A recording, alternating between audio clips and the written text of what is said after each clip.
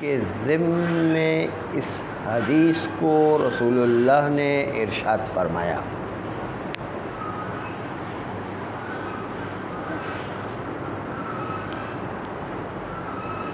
یہ روایت لا ضرر ولا ضرار والی اجمالاً ہمارے لیے ثابت ہے۔ حجیت شرعیہ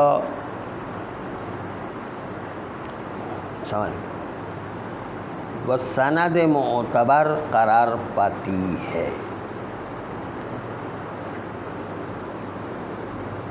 آیا حجیت و سند کے بعد یہ بحث ہے کہ یہ حدیث لا ضرر ولا ضرار مستقلاً بدون کسی قضیے سے مربوط ہوئے کا استقلالاً پیغمبر نے علیحدہ سے یہ روایت ارشاد فرمائی؟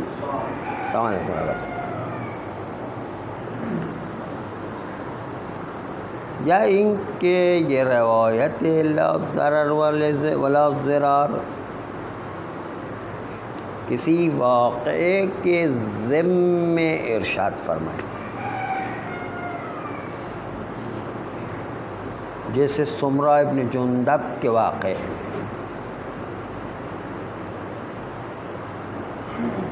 اور اگر کسی واقعے کے ضمن میں ہے تو کیا ایک ہی واقعہ پیش آیا ہے یا متعدد واقعات کے ضمن میں پیغمبر نے لا ضرر ولا ضرار ارشاد فرمایا ہے؟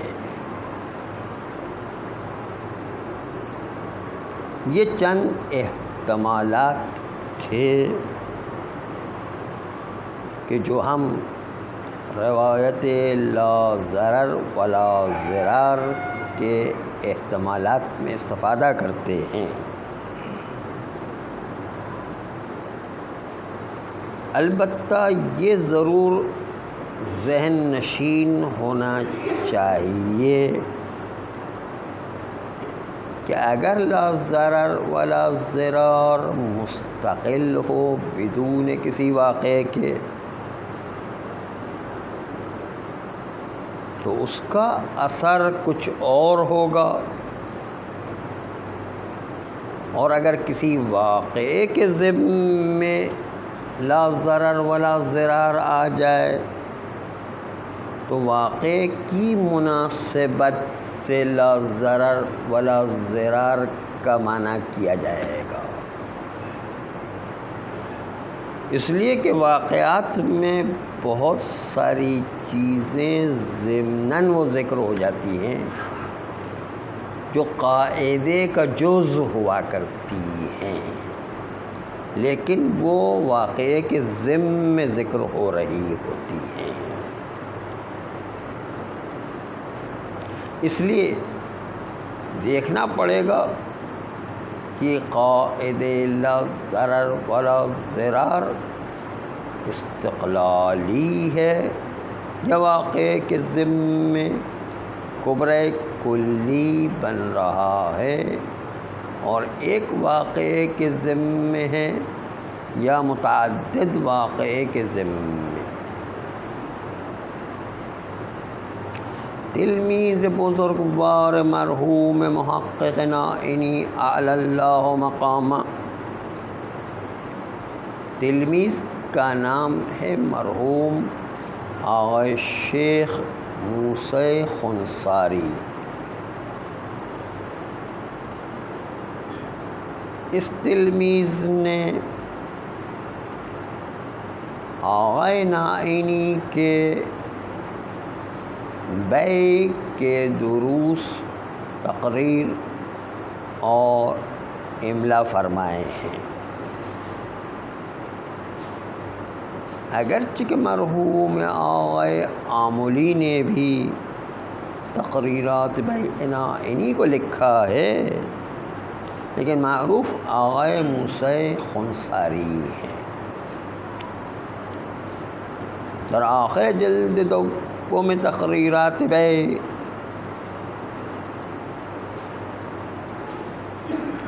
دو رسالے وجود رکھتے ہیں۔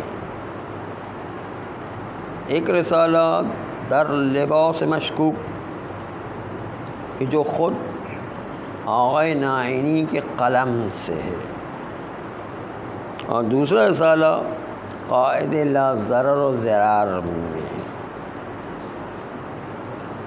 ظاہر یہ ہے کہ یہ رسالہ قائد ضرر و لا ضرر و لا ضرار آغائے موسیٰ خنثاری نے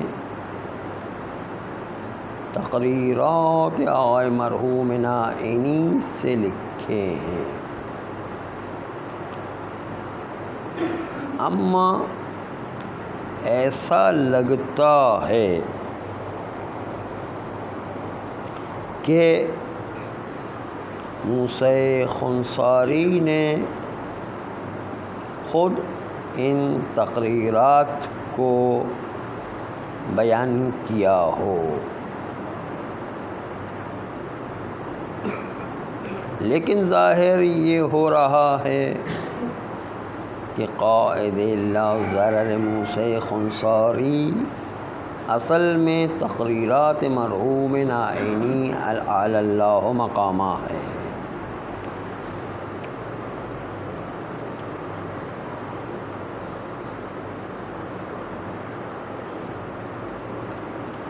آغائے موسیٰ خنثاری اپنی تقریرات میں ادھر ادھر گھومنے کے بعد لا اشکالہ فرماتے ہیں، اور اسی لا اشکالہ میں بہت بحث ہے۔ لا اشکالہ میں کہنا یہ چاہتے ہیں آغائے موسیٰ خنثاری کہ جو لا ضرر ولا ولا ضرار پیغمبر اسلام نے فرمایا وہ مستقل ہے، اس میں کوئی اشکال نہیں ہے، یعنی اس میں کوئی شک نہیں کہ مستقل ہے۔ لا اشکال ہے نا کیا؟ یعنی یہ جو قاعدہ پیغمبر نے فرمائے کبرہ کلی کے عنوان سے، یہ استقلال رکھنے میں کوئی اشکال نہیں ہے، کوئی شک نہیں ہے۔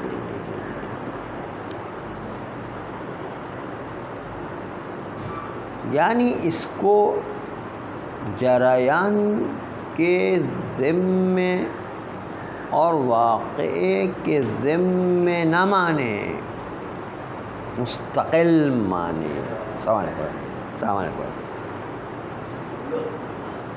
مستقل ماننے کا مطلب یہ ہے کہ ضروری نہیں ہے کہ واقعہ نہ ہو، واقعہ ہونے کے باوجود بھی اس کو ہم مستقل قاعدہ مانیں گے پیغمبر اسلام کی طرف سے، کیونکہ اس کا لحن و لب و لہجہ وہ ہے جو کلی قانون بتانا چاہتا ہے۔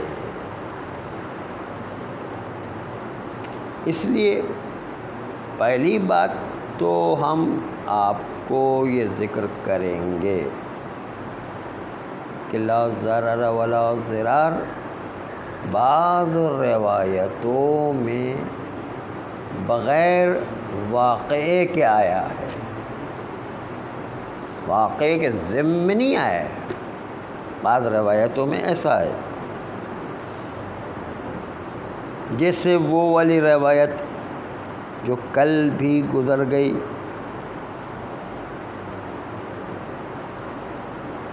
کہ الاسلام یزید ولا ینقص، لا ضرر ولا ضرار فی الاسلام۔ تو وہاں پر کوئی واقعہ نہیں اس روایت کے اندر، وہ سیدھی سیدھی روایت ہے۔ اسلام چیزوں کو بڑھا کر دیتا ہے، لیکن اسلام کی سے کمی واقع نہیں ہوتی ہے۔ جیسے مثال پیش کی تھی کہ کافر سے مسلمان کو ارث مل سکتا ہے، لیکن مسلمان سے کافر کو ارث نہیں مل سکتا ہے۔ نہیں، تو وہاں پر بیان کیا تھا کہ اسلام بڑھا کر تو دیتا ہے، نہیں، اسلام کوئی کمی نہیں کرتا ہے۔ اسی ذیل میں کا لا ضرر ولا ضرار، تو وہاں پر قانون بغیر واقعے کے ذمہ میں آیا ہے، استقلالاً آیا ہے۔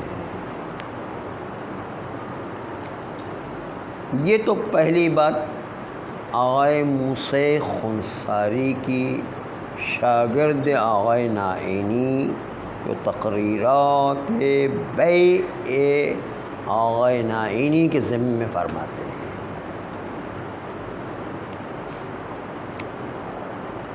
اور اس میں آغائے موسیٰ خنساری ادعا الا اشکالہ کرتے ہیں۔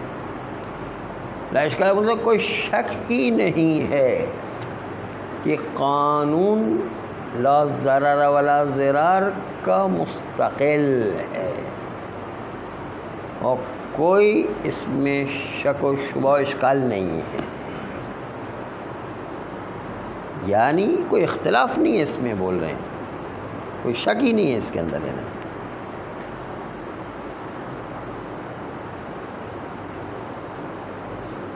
جبکہ ہم دیکھتے ہیں کہ بہت ساری روایات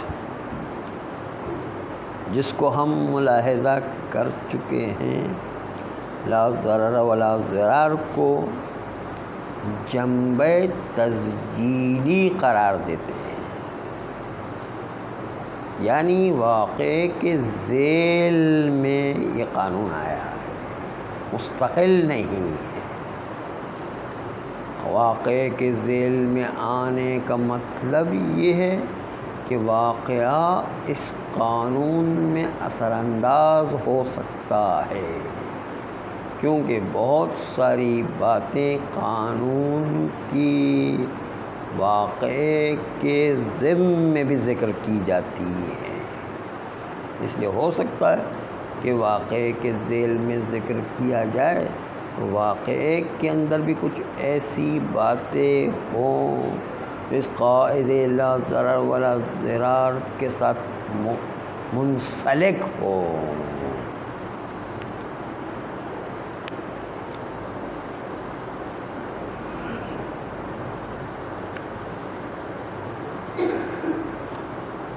بس بات یہ ہوئی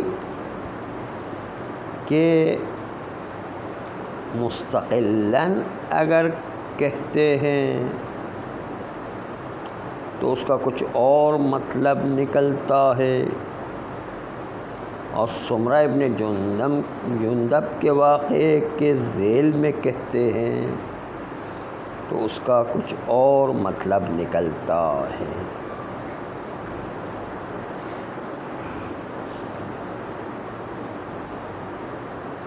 اس لیے جب بھی ہم لا ضرر ولا ضرار کو پیغمبر کی طرف نسبت دینا چاہتے ہیں تو مستقل نہ ہو تو ہمیشہ واقعے کے ذمہ لا ضرر ولا ضرار کو پیغمبر کی طرف نسبت دے سکتے ہیں، واقعے کے بغیر نسبت نہیں دے سکتے ہیں۔ واقعے کے ذیل میں لا ضرر ولا ضرار کو نسبت دیں،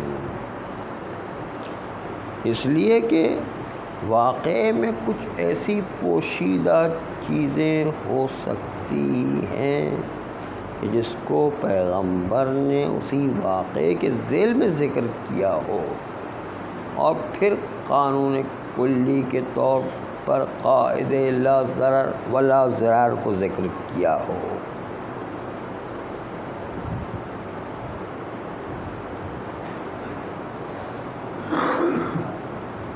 اس لیے پہلے تو یہ فیصلہ کرنا پڑے گا کہ آیا قاعدے لا ضرر و لا ضرار استقلالی حیثیت رکھتا ہے، جیسے کہ آقا موسی خنساری علیہ رحمہ فرماتے ہیں، یا ان کے نہیں، لا ضرر ولا ضرار کی کوئی مستقل حیثیت نہیں ہے، وہ ہمیشہ کسی جریان واقع کے اندر قانون ذکر ہونا چاہیے۔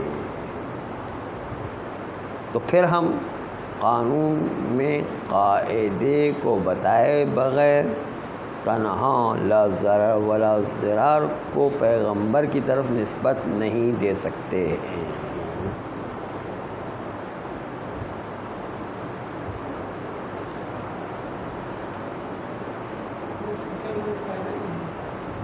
اس کو مستقل قاعدہ نہیں بنے گا، اس کو روایت کے ذیل میں مانا پڑے گا۔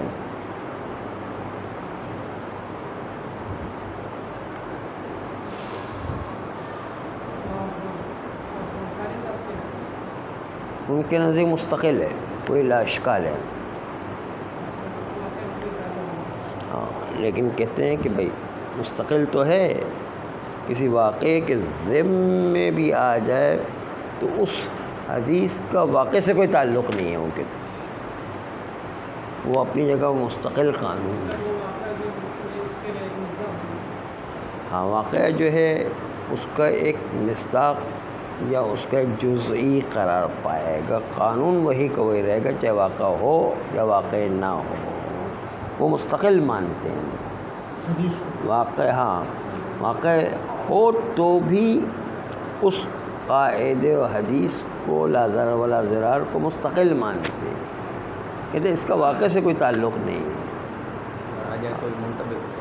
آ جائے گا کوئی واقع تو یہ اس کا ایک جزئی ہوگا، اس کبرا کلی کا جزئی واقع ہوگا۔ جیسے کوئی کسی نے دعوت کے لیے بات کو بلایا، مولانا شیخ ضمن میں 2 بچے بھی آ گئے، اب وہ مستقل مان لیے کہ دعوت میں شامل ہے، بات کو ذہن میں ہاں، مستقل بچے یا وہ ذیل میں ہیں؟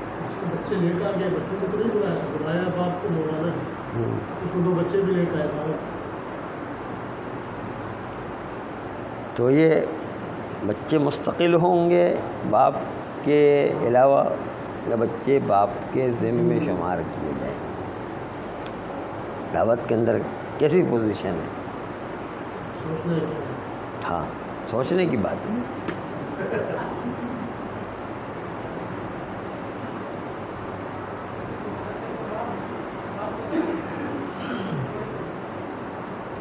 تو کچھ لوگ کہیں گے کہ باپ مستقل ہے، کچھ لوگ کہیں گے نہیں، بچے ذیل میں باپ کے۔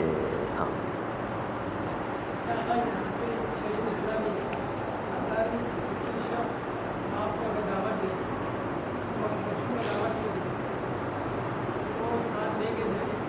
جائز نہیں ہے، جس کو دعوت دی صرف وہی جا سکتا ہے، بس بچوں کو لے جانا وہاں جو ہے جس نے دعوت کی اس نے باپ کو صرف کی، بچے کو لے جانا پھر جائز نہیں ہے وہاں پر۔ ہاں، جتنے کو دعوت دیے اتنے ہی کو صرف لے جا سکتے ہیں۔ اس طرح نیاز میں بھی مسئلہ ہے، نیاز جب دیتے ہیں تو ایک ایک بانٹ رہے تو ایک ایک کا حصہ، کوئی 2 لے لیتا ہے وہ بھی آرام ہے اس کے لیے، وہ بھی جائز نہیں ہے نا، کیونکہ وہ بانٹنے والے ایک ایک تقسیم کرنا چاہتا ہے، وہ 2 آ کے جو ہے چپکے سے لے لے تو جائے۔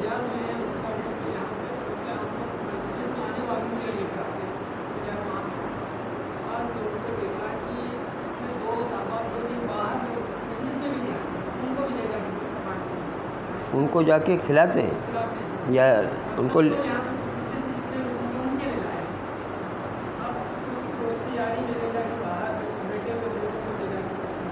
ہاں، اگر مالک کی مرضی نہیں ہے تو جائز نہیں ہوگا، جس کو کھلانا ہے وہ ان کے لیے سب جائز ہوتا ہے۔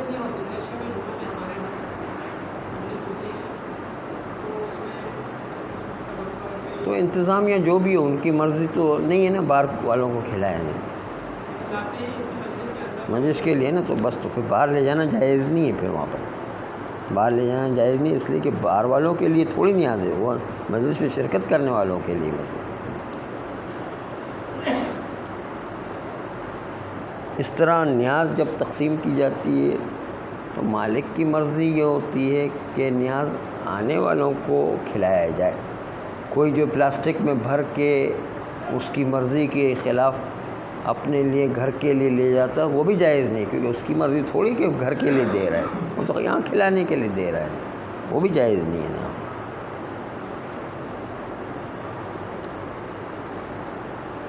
بس اس لیے جو ہے یہاں پر آقائے خنساری فرماتے ہیں کہ میرے نزدیک تو استقلال لا ضرر اور لا ضرار میں ہے، اور واقعے کے ذمے آ جائے تو بھی استقلال ہے، اس میں واقعے کی ضرورت نہیں. تو اب ہم پیغمبر کی طرف نسبت دے سکتے کہ یہ لا ضرر ولا ضرار یہ پیغمبر کی روایت ہے، کیونکہ قانون مستقل ہے، یہ واقع ہو یا نہ ہو. لیکن اگر واقعے کے ذمے مانے تو پھر پیغمبر کی طرف خالی لا ضرر ولا ضرار کی نسبت نہیں دے سکتے، واقعے کے ذمے ہی میں نسبت دینا ہوگی.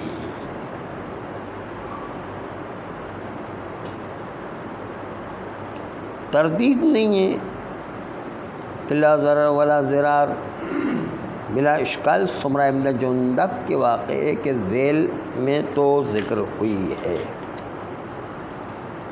اور روایات متعددہ نقل ہوئی ہیں. اس لیے یہ روایت سمرہ ابن جندب کے واقعے کے علاوہ دوسرے اور جریانات میں بھی کہیں نہ کہیں ذکر ہوئی ہے، اور اس واقعے کے ضمن میں اس قانون کو ذکر کیا گیا ہے، اور وہ ہے موثقہ زرارہ. اس کو بھی مشائخ ثلاثہ نے ذکر کیا ہے.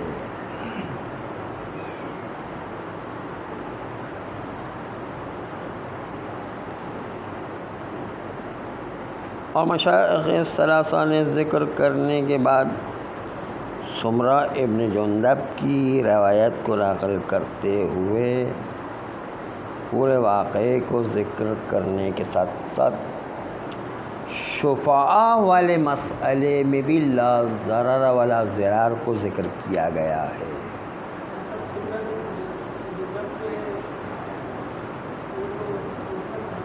کون تھا؟ ہاں، اہل حدیث کے راوی، اہل حدیث کے معروف راوی جیسے ابو ہریرہ، اس طرح سمرہ ابن جندب بھی ہے. یہ حدیث پیغمبر سے ان کی طرف سے ہے نہیں، اس لیے روایت جو ہے کمزور ہے، ضعیف ہے، لیکن پھر بھی بہرحال ایک قانون چونکہ کئی جگہ پر آ گیا ہے، ہماری تینوں چاروں کتابوں میں ذکر ہے، وسائل الشیعہ میں ذکر ہے، ہر جگہ پر یہ ذکر ہے. جی نہیں، اور بھی ہے، بہت سارے روایت ہے، اور ہر کتاب اور روایت سے بھی ہیں نا. شفاء کے ضمن میں بھی یہی قاعدہ پیغمبر نے ذکر کیا. قضا رسول اللہ صلی اللہ علیہ وسلم بین الشرکاء فی الاراضین والمساکن، پیغمبر نے فیصلہ کیا ان شریک لوگوں کے درمیان جو زمین اور گھر کے اندر شریک تھے. قال لا ضرر ولا ضرار، وہاں پر لا ضرر ولا ضرار کا وقال اذا عرفت العرف وحددت